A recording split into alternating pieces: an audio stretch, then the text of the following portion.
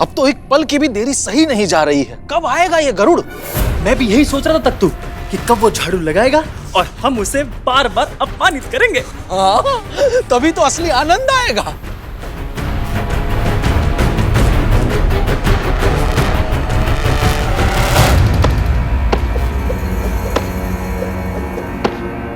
आ गया, आ गया, आ गया।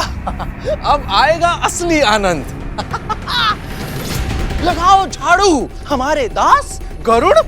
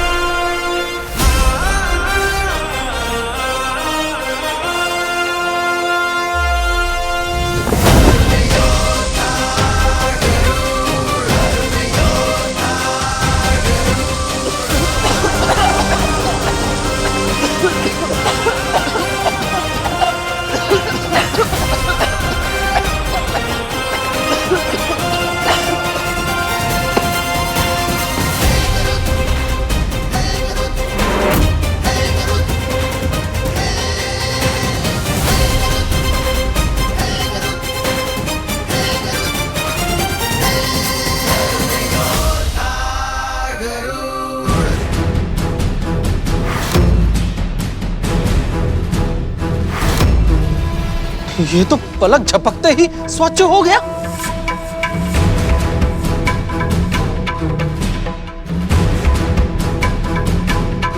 गरुड़ के लिए ये सब कार्य सामान्य है, इसे कोई कठिन कार्य देना होगा।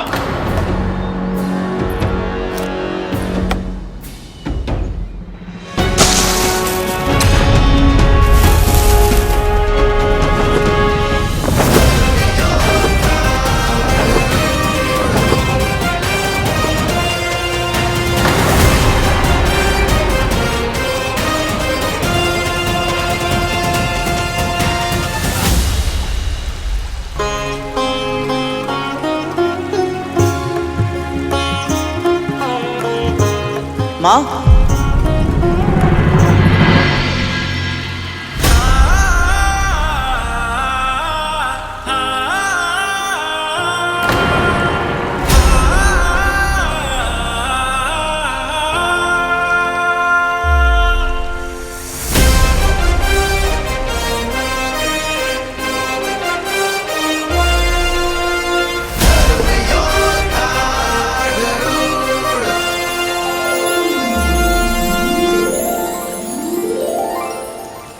कुछ भी कहो, ये गरुड़ है तो कार्य कुशल।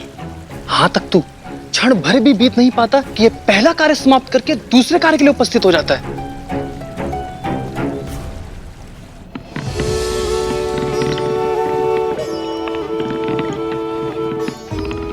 माँ,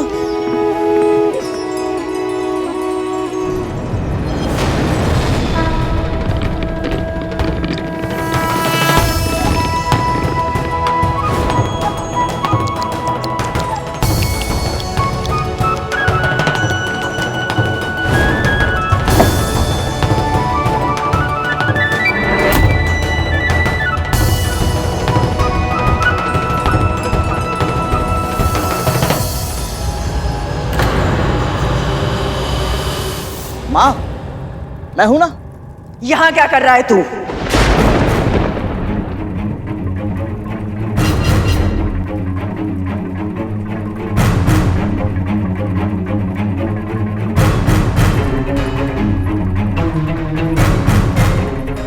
अपनी मां की सहायता ना, तू रसोई का कार्य नहीं कर सकता है।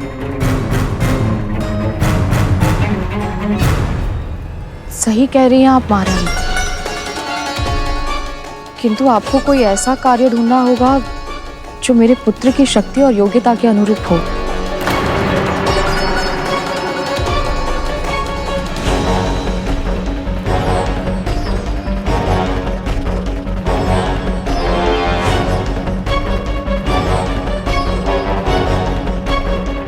मुझे पूजा करनी है।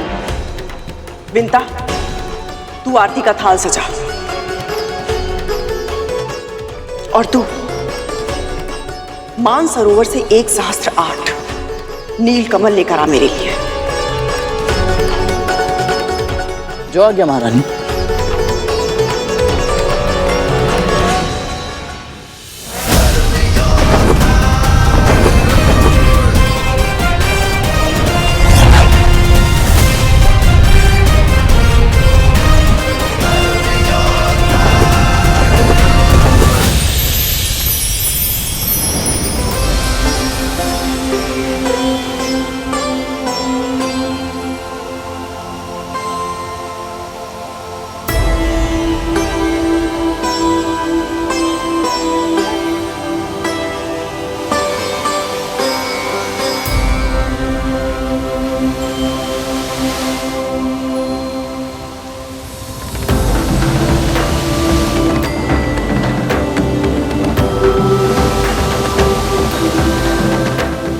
हे सरोवर श्रेष्ठ, मेरा प्रणाम स्वीकार करें।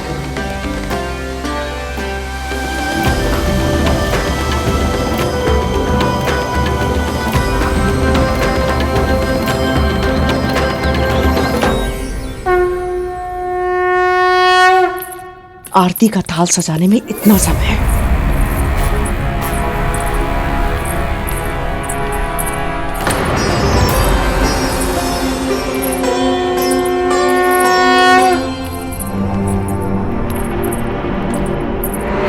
ये इतनी शीघ्र मानसरोवर से वापस कैसे लौट आया?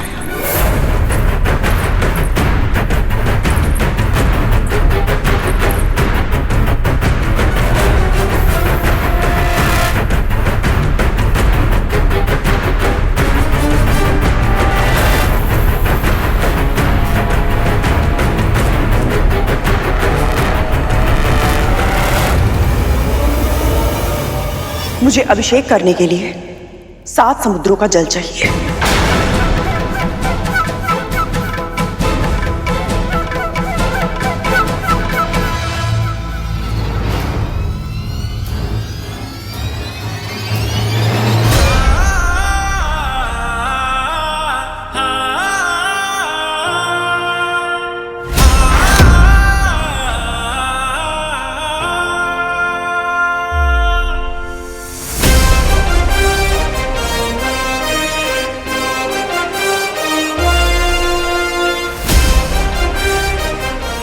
ये 7 समुद्रों का जल।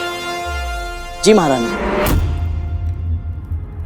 आप कहती हैं ना कि मेरी माँ आपकी सर्वाधिक प्रिय दासी है।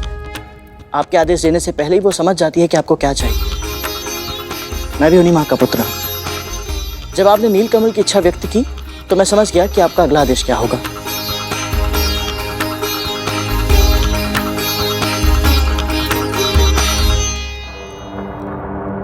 मेरे पुत्र अपने भ्रमण के लिए तैयार हो गए होंगे। तू जा उनके साथ, उनका अंगरक्षक बन के। उन्हें रक्षा की आवश्यकता है? नहीं, पर मेरे पुत्र वंचित क्यों है? सभी शक्तिशाली व्यक्तियों के साथ में उनके अंगरक्षक रहते हैं। शक्तिशाली है तो अंगरक्षक की क्या आवश्यकता है? कैसी विडंबना है।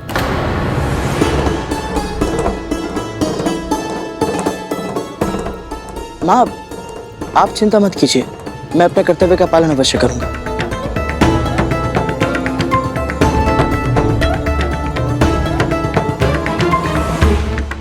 आज्ञा दीजिए।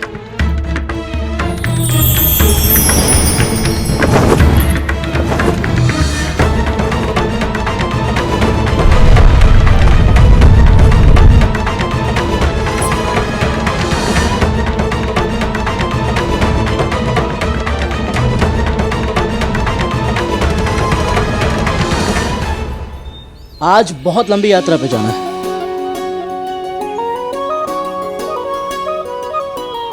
आइए, रथ तैयार है।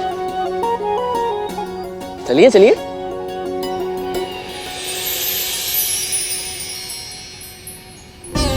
मुझे प्रसन्न देखने के लिए स्वयं दास बनकर भी गरुड़ कितना प्रसन्न है। ईश्वर ऐसा पुत्र सबको दे।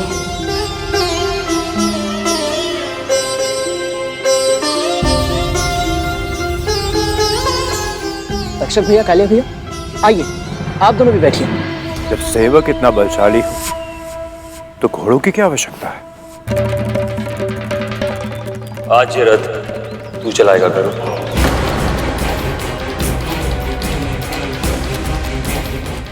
बड़े भैया कुछ अधिक ही अपमान कर रहे हैं।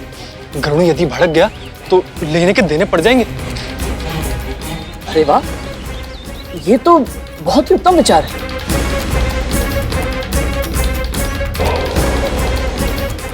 आइए बैठिए।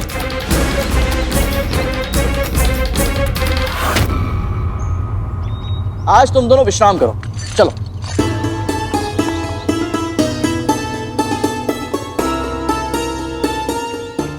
आइए भैया।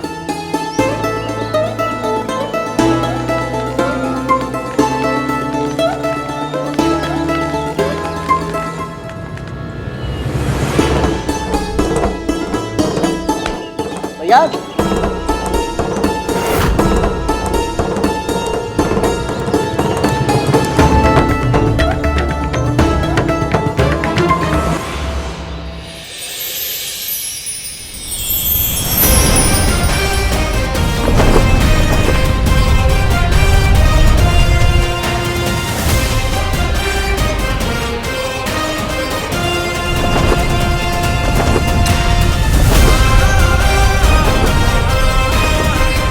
अरे संभाल के, ये तो वायु के वेग से तेज चल रहा है। हाँ सरकोटा।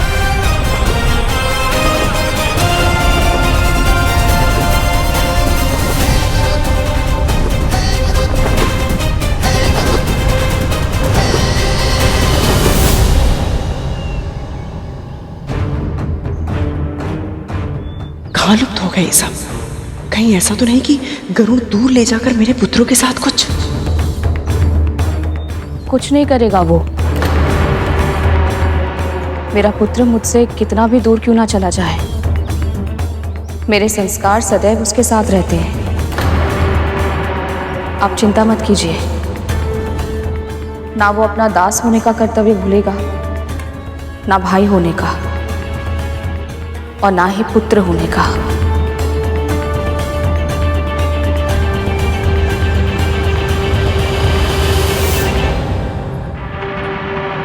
दास बनने के बाद भी गरुड़ इतना सहज कैसे है? कहीं उसका ये व्यवहार किसी बड़ी आंधी से पहले की शांति तो नहीं है?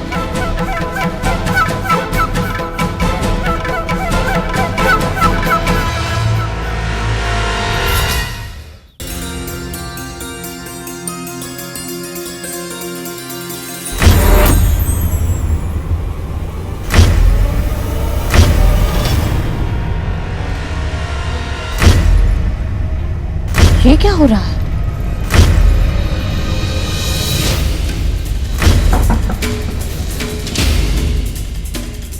ये कंपन कैसा हो रही है? ये ध्वनि कहाँ से आ रही है?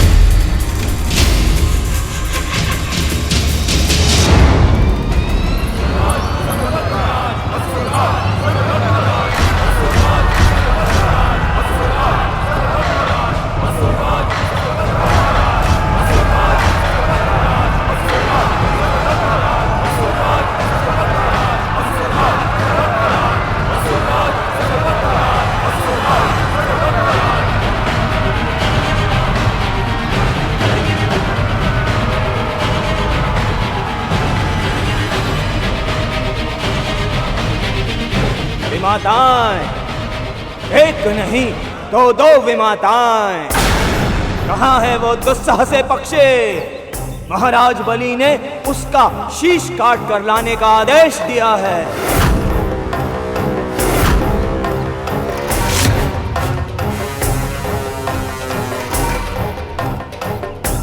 उनके सामने खाली हाथ तो नहीं जा सकता। कहाँ छिपा है वो गरुड़? आ, सामने आ।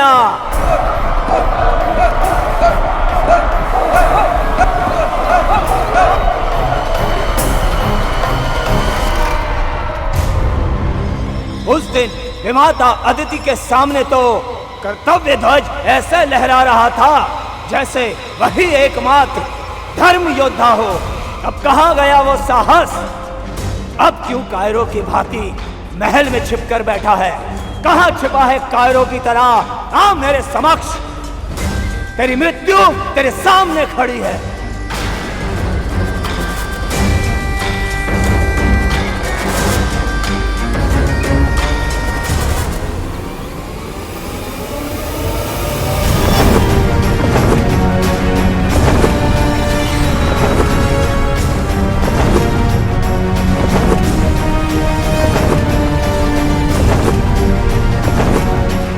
निश्चित ही वो भयभीत हो गया है और उसने असुर शक्ति पर प्रहार किया है। उस अपराधी को मेरे समक्ष न लाकर, उसे शरण देकर तुम दोनों भी अपराधी बन गई हो। मैं तुम्हें अंतिम चेतावनी देता हूं, यदि इसी क्षण गरुड़ को मुझे नहीं सौंपा तो मैं तुम्हें भी नहीं छोड़ूंगा।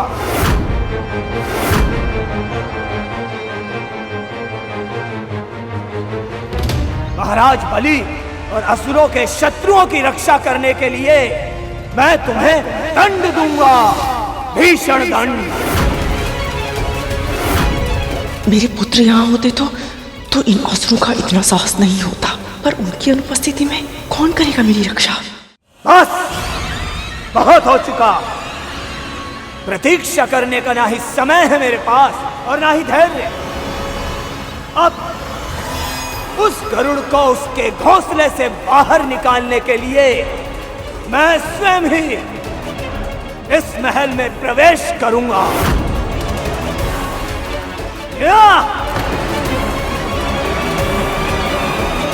ठहर जाओ।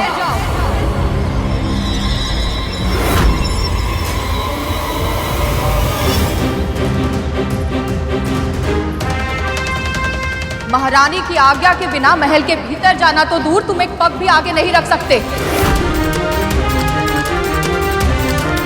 यदि बल से प्रवेश करने का प्रयास किया तो पहले तुम्हें मुझे पराजित करना होगा।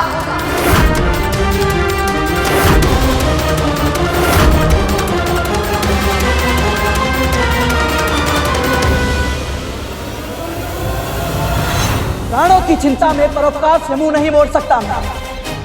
इस रेखा को ध्यान से देखो असुर सेनापति, ये मेरी मां के दिए गए संस्कारों का मान रखने के लिए है।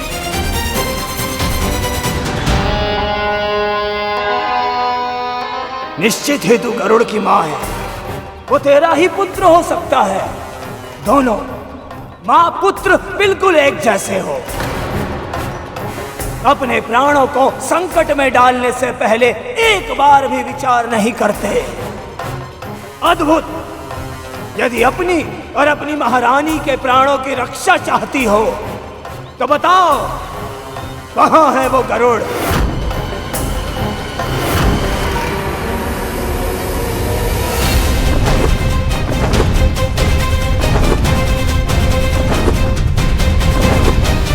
इस महल की स्वामिनी को धमकाने का, उनका अपमान करने का दुस्साहस कर रहे हो तुम। लौट जाओ। महारानी की आज्ञा के बिना तुम्हारा यहाँ प्रवेश वर्जित है।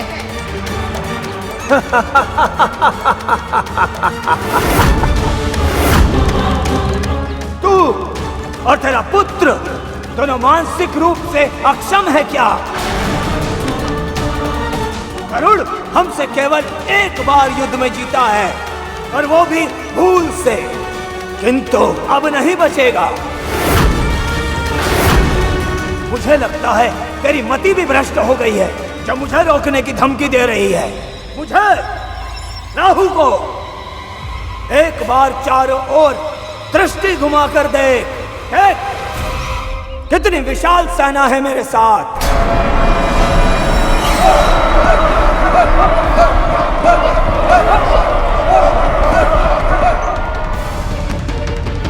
मैं तुम्हें अंतिम बार अवसर देता हूं। गरुड़ को मुझे सौंप दो और अपने प्राणों की रक्षा कर लो, अन्यथा मैं तुम्हें दंड दूंगा, प्राण दंड।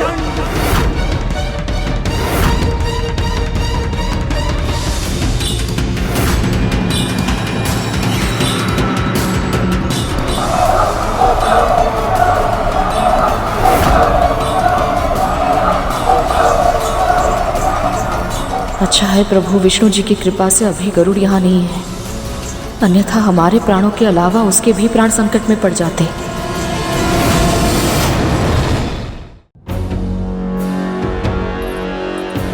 अब तो तू प्रसन्न है ना? अपने पुत्र को नियंत्रित नहीं कर पाई, इस कारण आज मैं विपत्ति में फंस गई। ये सारा तेरा दोष है विंता।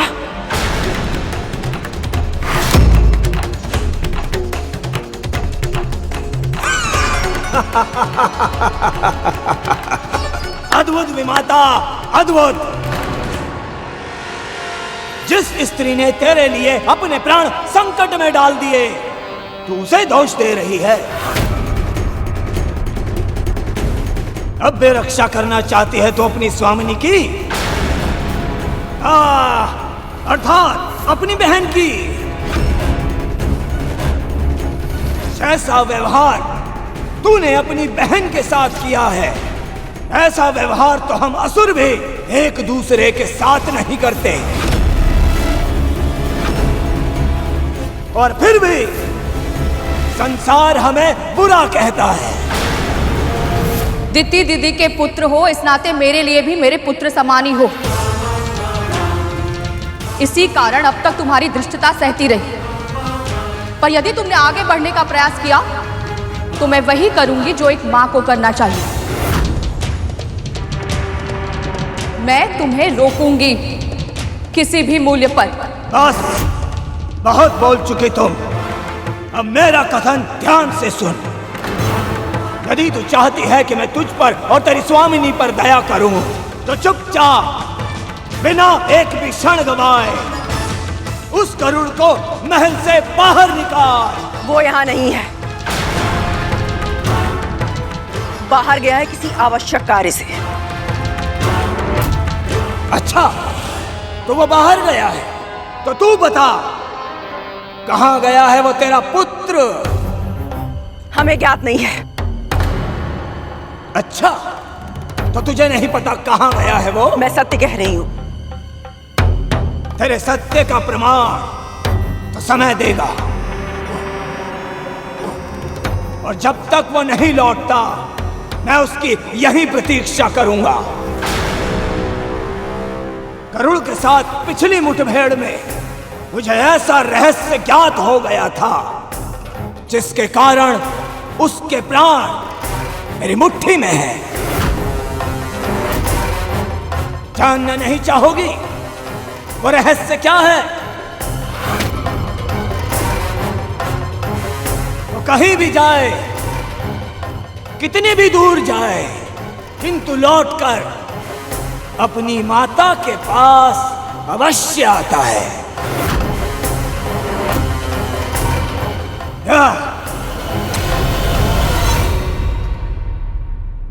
सही कहा तुमने, मेरा पुत्र अवश्य ही मेरे पास लौट कर आएगा, पर उससे पहले तुम सबको यहां से लौट जाना चाहिए। यदि उसने तुम्हें मेरे और महारानी के साथ ऐसा दुर्व्यवहार करते हुए देख लिया तो मैं भी उसके क्रोध से तुम्हें बचा नहीं पाऊंगा। कल्पना करो पुत्र, अपनी विमाता अदिति की रक्षा के लिए यदि वो तुम सबसे अकेले युद्ध कर सकता है, तो अपनी माँ की रक्षा के लिए वो क्या नहीं करेगा? उस रक्षा करने के लिए तो उसे यहाँ आना चाहिए ना, पर वो तो यहाँ पर है ही नहीं। जब तक वो लौट कर आएगा तब तक बहुत विलंब हो चुका होगा।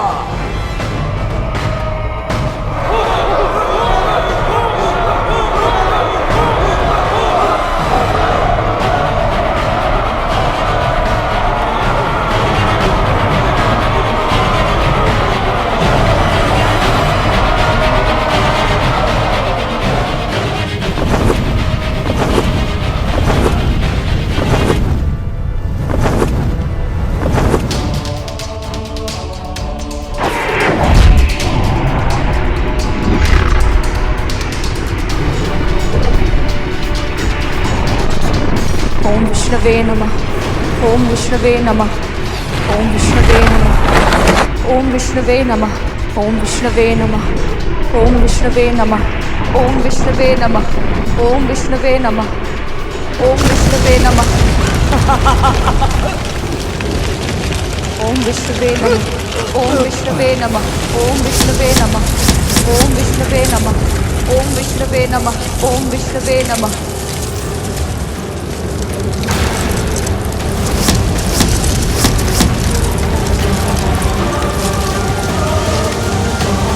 ओम विष्णुवे नमः।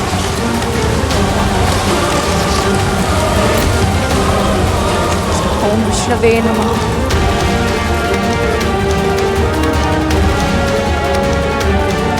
ये बच कैसी गई? ओम विष्णुवे नमः। ओम विष्णुवे नमः।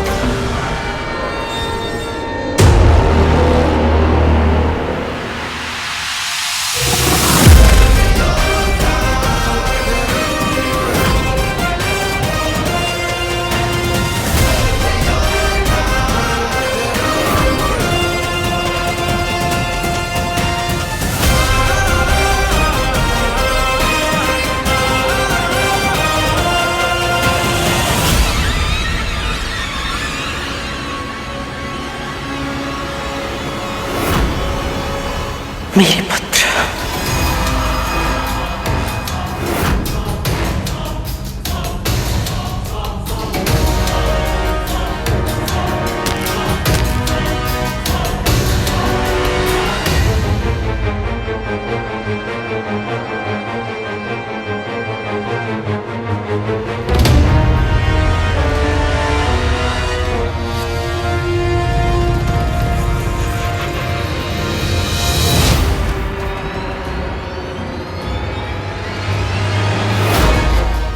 नाग एक साथ।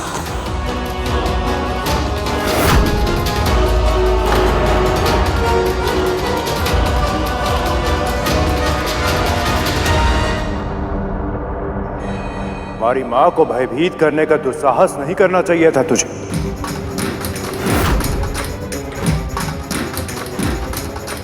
युद्ध का पहला नियम महिलाओं और बच्चों पर आक्रमण नहीं करना, और तूने वही नियम तोड़ दिया राहु। इसका दंड तुझे अवश्य मिलेगा।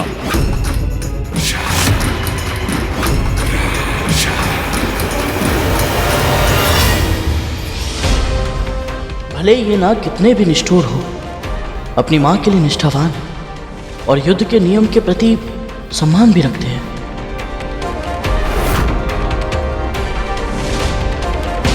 तूने इस महल पर आक्रमण करके बहुत बड़ी भूल की है। वैसे तो तुम्हारी असुरी सेना को पराजित करने के लिए मैं अकेला ही पर्याप्त था, और आज मेरे नाग भाई भी मेरे साथ हैं।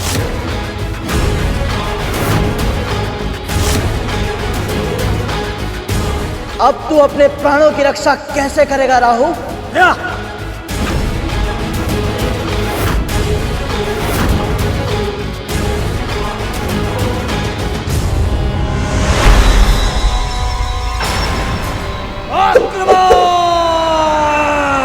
आक्रमण!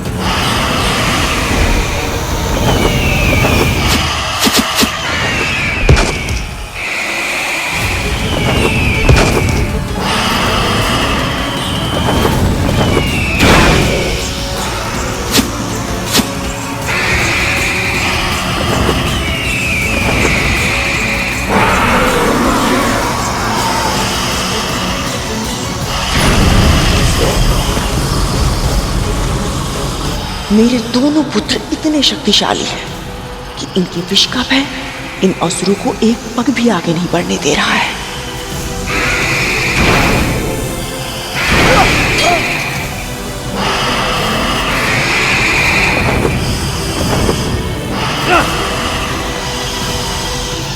मुझे लगा था विशाल सेना देखकर सब घबरा जाएंगे और गरुड़ को मुझे सौंप देंगे, पर ये सब तो एक साथ मिलकर युद्ध कर रहे हैं।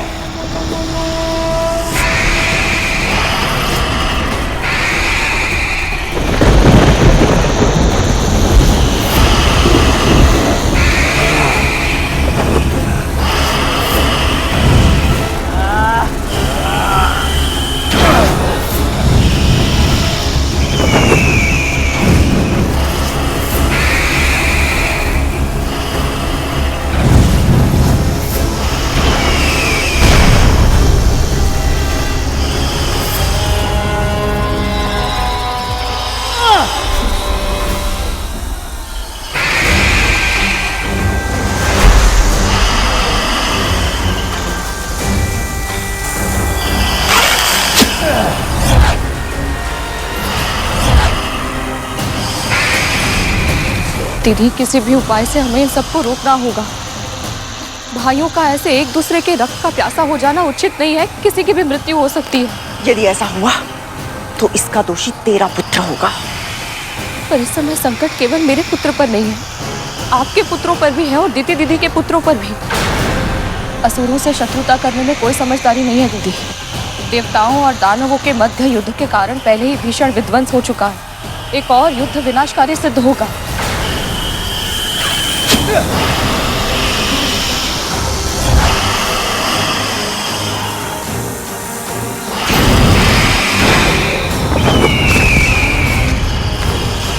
प्रश्न केवल मेरे पुत्र का नहीं है दीदी, आपके पुत्रों के प्राण भी संकट में हैं।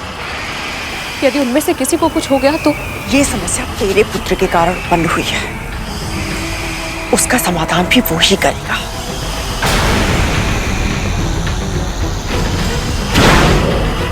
दीदी, क्या कर रही हैं आप?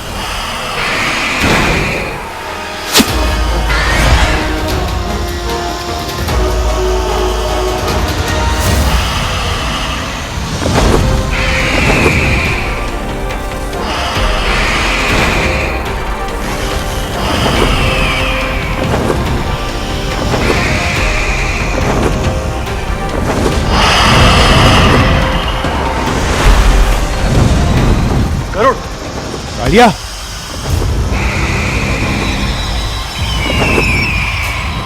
गरुड़ दास है हमारा। हम सबकी रक्षा करना इसका धर्म है, पर इसकी रक्षा करना हमारे लिए आवश्यक नहीं।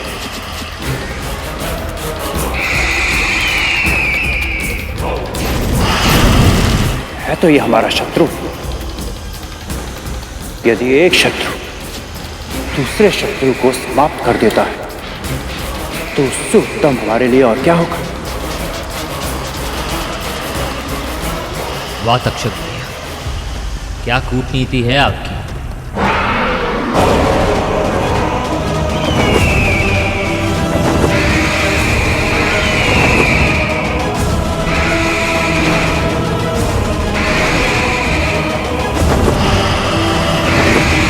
रुक जाओ।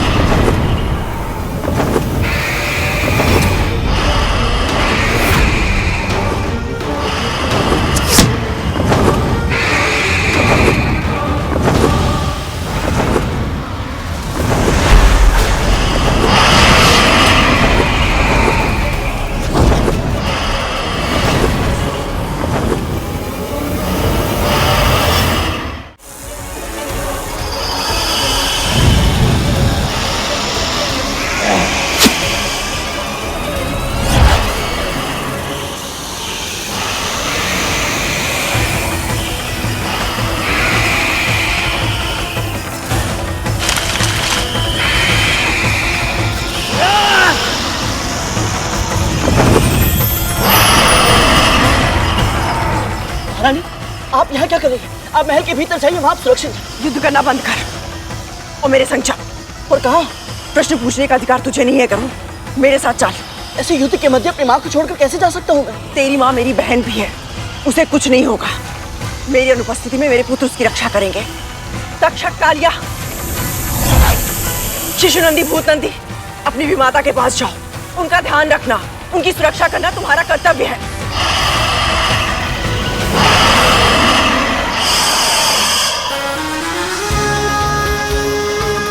मेरी आज्ञा ना मानकर तू मेरी नहीं, अपनी माँ के संस्कारों की भी अवहेलना करेगा। भूल मत, मन से, वचन से, कर्म से भी तूने मेरे आदेशों का पालन करने का वचन दिया है मुझे।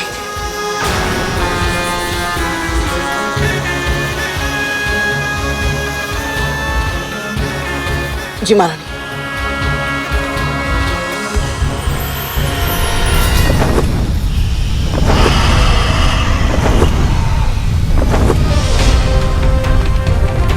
ये कहाँ गया?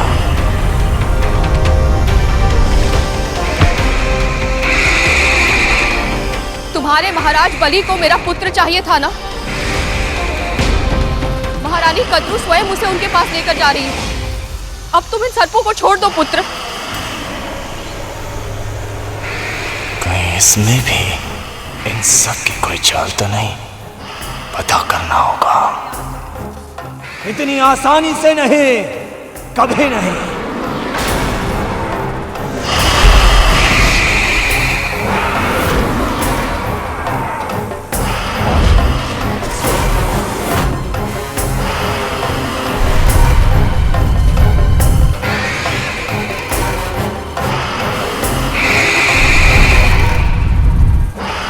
हे परम प्रभु विष्णु, मेरे पुत्र की रक्षा कीजिए।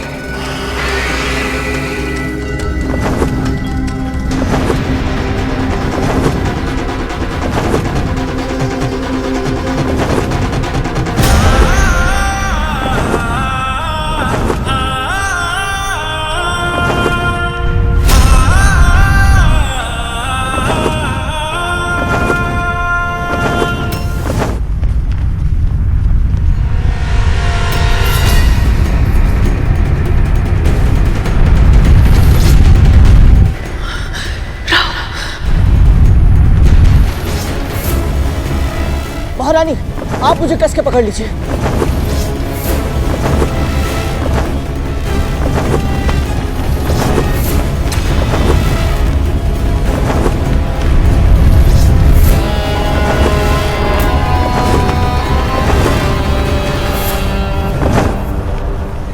गति बढ़ाकर मुझे चकमा देने का प्रयास कर रहा है, किंतु मैं भी राहु हूं। मुझसे पीछा छुड़ाना असंभव है।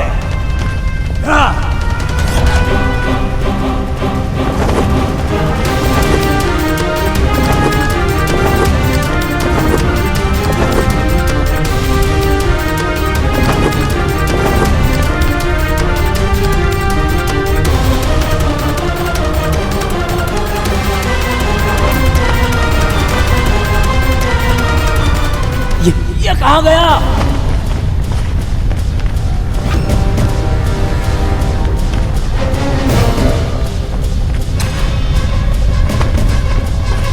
अभी तो इधर था, उधर कैसे चला गया? ये हुई ना बात। यदि ये युद्ध हमें रुकवाना है तो हमें शीघ्र ही महाबलीपुरम पहुंचना होगा।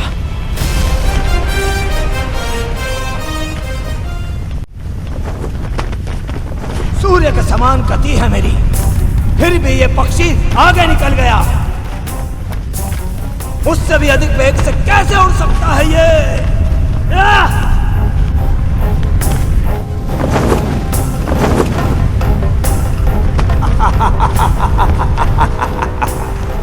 लगता है इसे अपनी मृत्यु की कामना कुछ अधिक ही है, तभी तो स्वयं को मृत्यु के मुख में ले जा रहा है ये। क्योंकि द्वारपाल तारकाक्ष के होते हुए कोई भी बाहरी प्राणी महाबलीपुरम में प्रवेश नहीं कर सकता। पर यदि कोई ऐसा करने का प्रयास करता है तो वो जीवित नहीं रह सकता।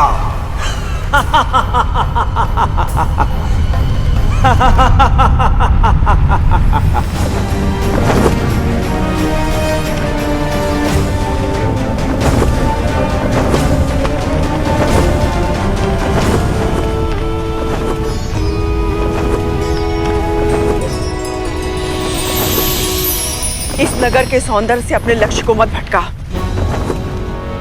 सीधे चल राजमहल की ओर।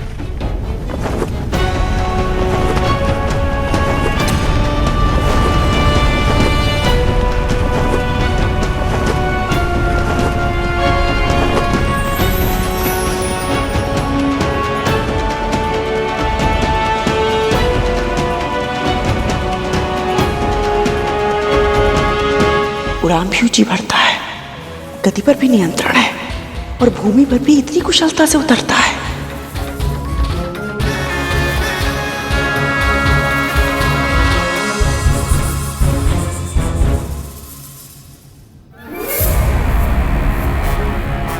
इतने बड़े महाराज के महल में कोई सैनिक ना हो, ये तो असंभव है।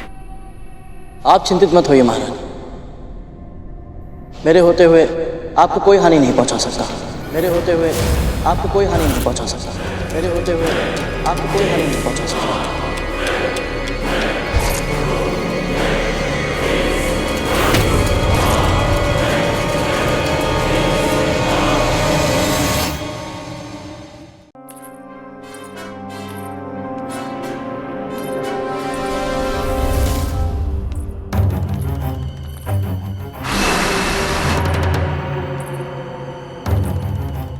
कितनी विचित्र शीत है।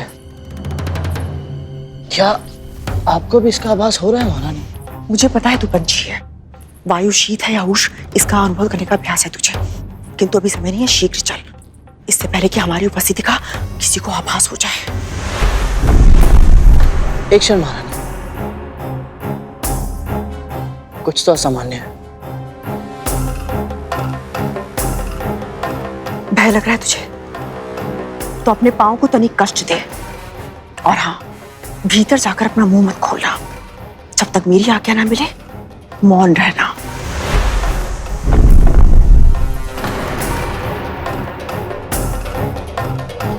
क्या हुआ?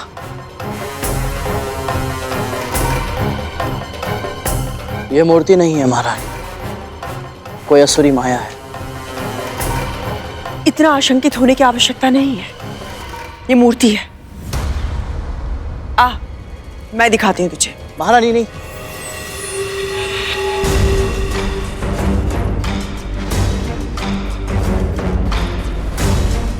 महारानी रुकिए।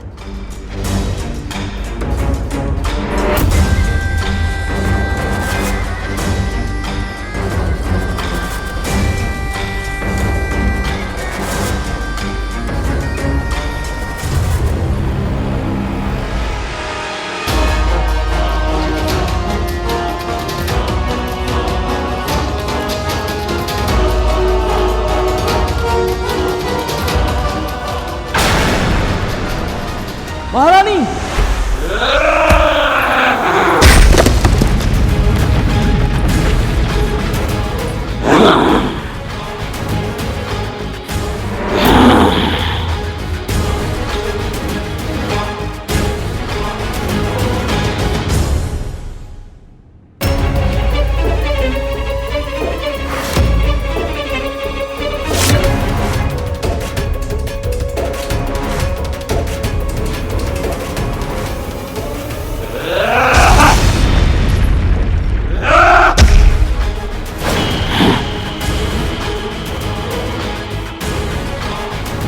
जिसके प्रहार से महाबलीपुरम की भूमि भी फट गई, उस भीषण असुर का वार ऐसे सह गया ये जैसे किसी ने फूल मारा हो।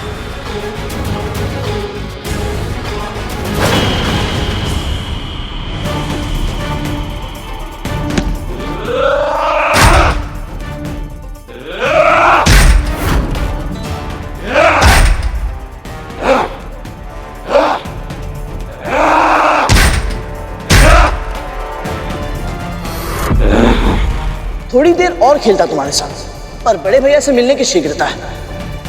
इस पर मेरे किसी भी प्रहार का प्रभाव क्यों नहीं पड़ रहा?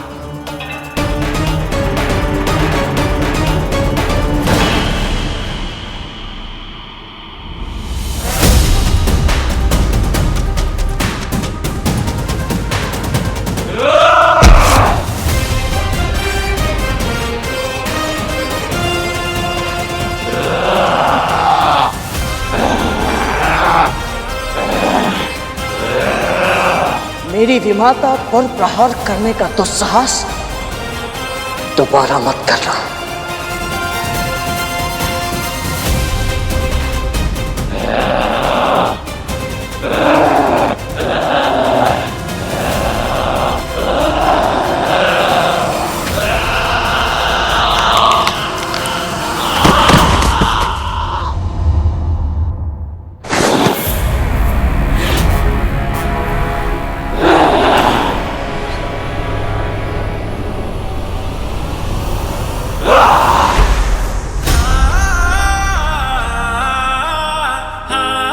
चलिए महारानी।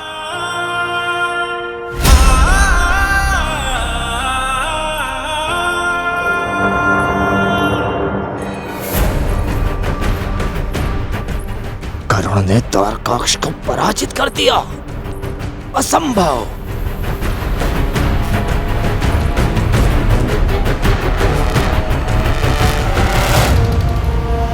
सौराष्ट्रे सोमनाथस्य श्रीशिले मल्लिकार्जुनम उज्जैन्यां महाकालम ओंकारम मल्लेश्वरम परल्यां वैद्यनाथं च डाकिन्यं भीमशंकरम सेतुबंधे च रामेशं नागेशं दारुकावने वाराणस्यां तु विश्वेशं त्र्यंबकं कौमुदी तटे हिमालय तु केदारं धूष्मेशं च शिवालय। यहाँ का वातावरण मेरी कल्पना से बिल्कुल विपरीत है।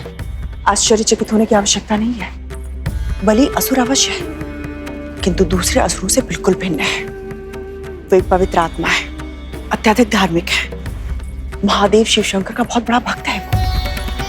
यदि महाराज धर्म के अनुसार आचरण करते हैं तो फिर उनकी प्रजा इतनी क्रूर, इतनी निर्दयी क्यों है महारानी? राजा अपनी प्रजा के हृदय पर राज करने में विश्वास रखते हैं। वो अपनी जीवन शैली दूसरों पर नहीं थोपते हैं।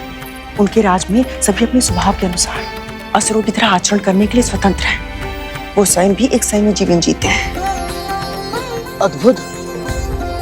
अभी तो बड़े भैया से मिलने में और अधिक आनंद आएगा। भूलना मत, तुम उसके लिए भाई नहीं हो, शत्रु हो तुम उसके। तुमने उसकी सेना को अपना कार्य करने से रोका था। उसके कुछ असुरों का वध भी किया था तुमने। शत्रु और भाई का अंतर तो मैं संभाल लूंगा, बस मेरी माँ और मेरे अन्य नाग भाई ठीक हो। ओम विष्णवे नमः, ओम विष्णवे नमः, ओम विष्णवे नमः, ओम विष्णवे नमः।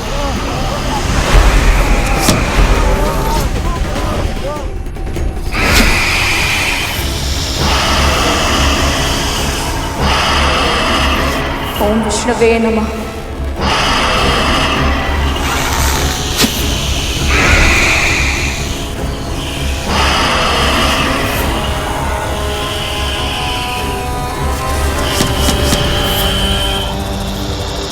ओम विष्णवे नमः, ओम विष्णवे नमः।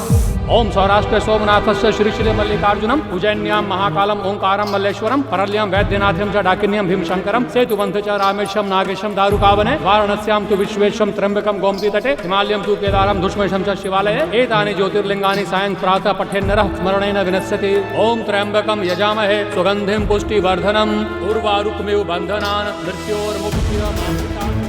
महाराज बलि तो स्वयं धर्म के मार्ग पर चलते हैं, तो फिर इन्होंने अदिति माँ की तपस्या भंग करने का प्रयास क्यों किया? सभी पुत्र मेरे शेषनाग और वासुकी के जैसे नहीं होते हैं, जो धर्म और अपनी माँ की इच्छाओं में से किसी एक को चुने। बलि के लिए जितना महत्वपूर्ण उसका धर्म है, उतनी ही महत्वपूर्ण उसकी माँ की इच्छाएं भी है। उसने वही किया जो मेरी बहन दीदी चाहती थी। वो राजा अवश्य है, किंतु सत्ता की कुंजी उसकी माँ के हाथों में है। इसलिए यदि हमें युद्ध रोकना है तो बलि से अधिक उसकी माँ को मनाना होगा। बिल्वपत्रम समर्पणाम।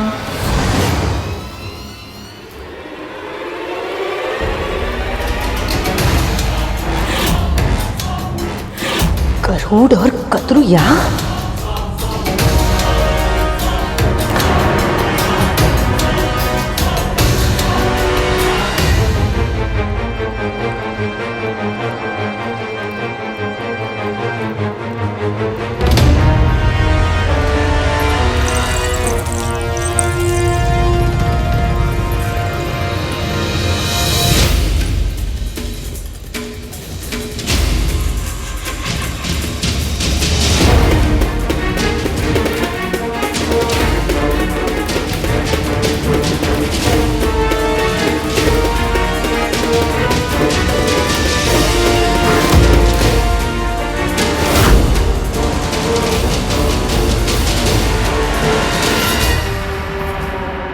तुम यहाँ पे क्या कर रही हो कद्रू?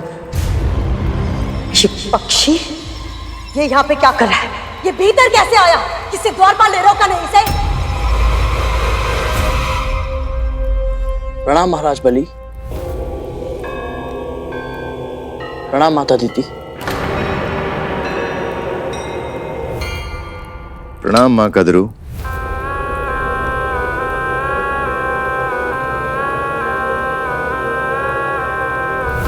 कद्रू, बिना बुलाए आने का क्या अर्थ होता है?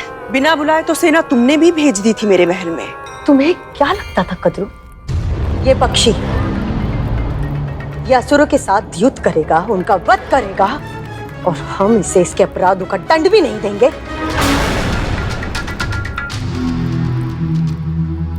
क्षमा कीजिए राजमाता, यदि आपको दंड देना ही था तो केवल मुझे दंड देती। मेरी माँ को, विमाता को मेरे नाग भाइयों को सम्मिलित करने की आवश्यकता क्या थी? उन्हें इन सब में सम्मिलित होने की कोई आवश्यकता नहीं है। पर वो तो पहले से ही सम्मिलित हो चुके हैं। तुम्हारे पुत्र राहु ने केवल विंता को ही नहीं, मुझे भी धमकी दी थी। इसी कारण मेरे पुत्र और तुम्हारे पुत्र आपस में युद्ध कर रहे हैं।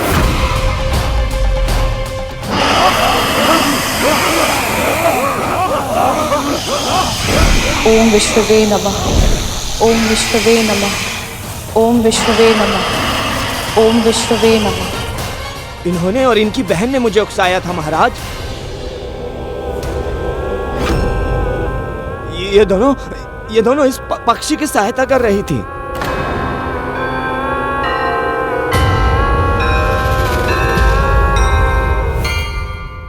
दीदी, गरुड़ के कारण असुरों का भी रक्त बह रहा और मेरे पुत्र भी चोटिल हो रहे हैं। इससे पहले कि किसी के प्राण चले जाए, हमें इस युद्ध को रोकना होगा। यदि तुम्हारी यही इच्छा है कि ये युद्ध रुक जाए, तो ये युद्ध रुक सकता है।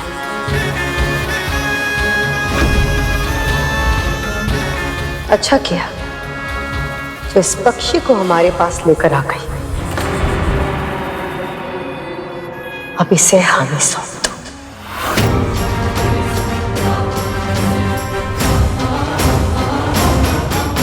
कभी नहीं, कभी नहीं, कभी नहीं।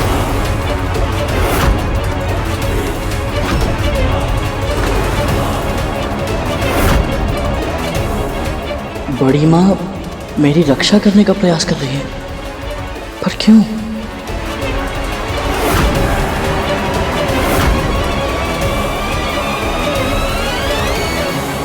क्षमा करें माँ कद्रू, पर क्या आप मेरी एक जिज्ञासा शांत कर सकते हैं? अवश्य महाराज बलि। अब से कुछ दिन पहले आप चाहती थी कि हम असुर गरुड़ का अंत कर दें, और अब जब हम अपना प्रतिशोध लेना चाहते हैं तो आप हमें रोक रही हैं। ऐसा क्यों माँ कद्रू? तब से अब तक ऐसा क्या बदल गया आप दोनों के बीच? बहुत कुछ।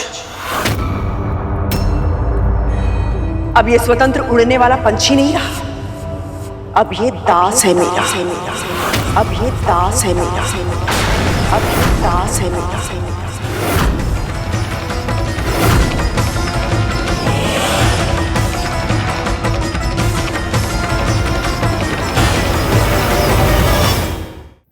दास?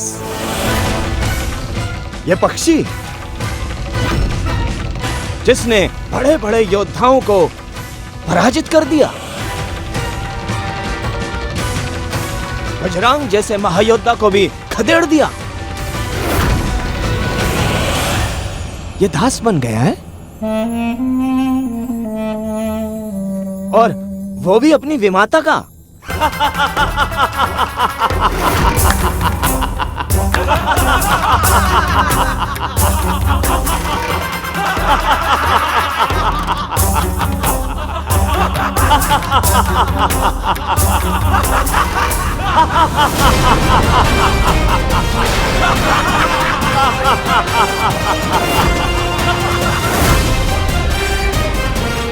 मुझे धैर्य दीजिए माँ। मन को स्थिर करना है तो विचारों को स्थिर करना सीख। जब कभी तुझे क्रोध आए या मन विचलित हो जाए तो अपने गुरु का ध्यान धर। उनकी वाणी, उनकी शिक्षा और उनके दिए हुए संस्कारों के बारे में सोच। ऐसा करने से तेरा आवेग शांत हो जाएगा और फिर मन अपने आप स्थिर हो जाएगा।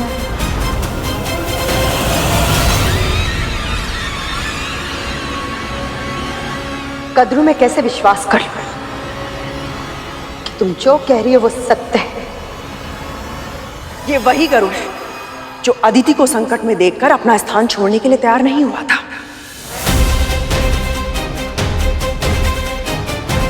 स्वयं से पूछकर देखो, मैं जो बोल रही हूं यदि वो सत्य नहीं है तो ये अपनी मां को युद्ध स्थल में अकेला छोड़कर तुम्हारे सामने इस तरह नहीं खड़ा होता।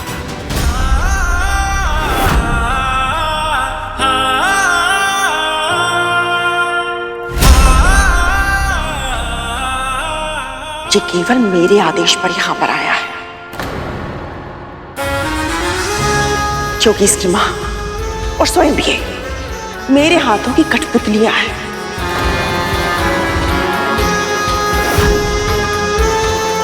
मैं जैसे चाहूं जब चाहूं इन्हें अपने संकेतों पर नचा सकती हूं। आप चाहती क्या है माँ कद्रू? शांति।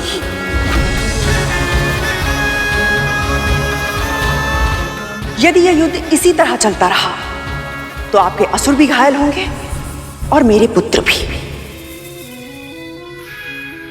आप जानते हैं कि गरुड़ ने किस तरह असुर सेना को पराजित कर दिया था।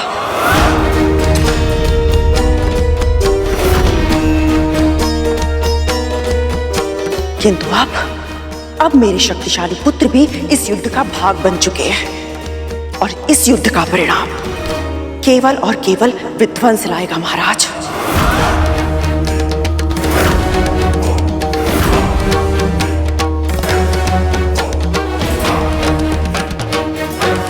दोनों ओर के योद्धा अपने प्राण गंवा देंगे। इसलिए इस युद्ध को समाप्त करने में और मेरे पुत्रों को कभी भी कोई ना हानि पहुंचाने का यदि आप मुझे वचन देते हैं तो मैं भी आज आपको एक वचन देती हूं। आज के बाद मेरा ये दास गरुड़ असुरों के लिए संकट का कारण कभी नहीं बनेगा।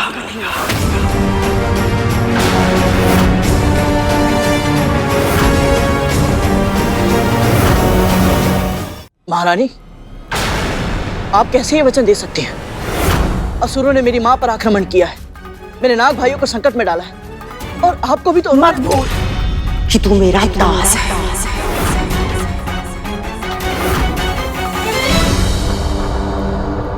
और जब तक दासों को आज्ञा नहीं दी जाए वो बीच में ही बोलते।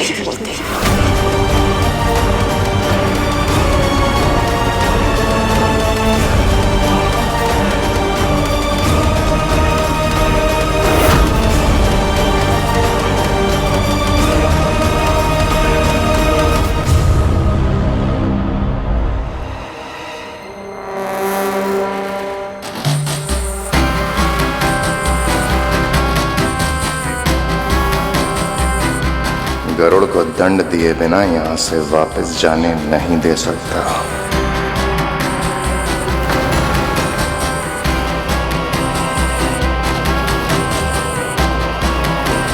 तो क्या निर्णय लिया आप दोनों ने?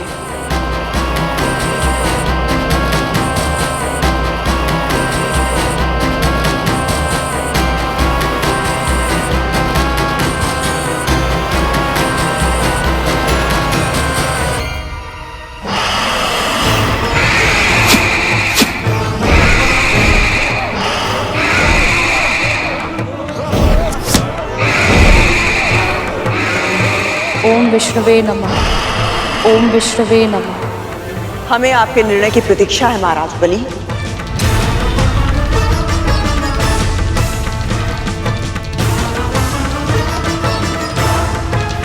ये पक्षी तुम्हारे नियंत्रण में है तो इसका अर्थ ये नहीं कि हम इसके अपराधों को भूलकर इसे क्षमा करते हैं। इसने न केवल असुरों की सेना को चुनौती दी है बल्कि मेरे पुत्र और स्वर्ग के महाराज बलि की सत्ता को ललकारा है।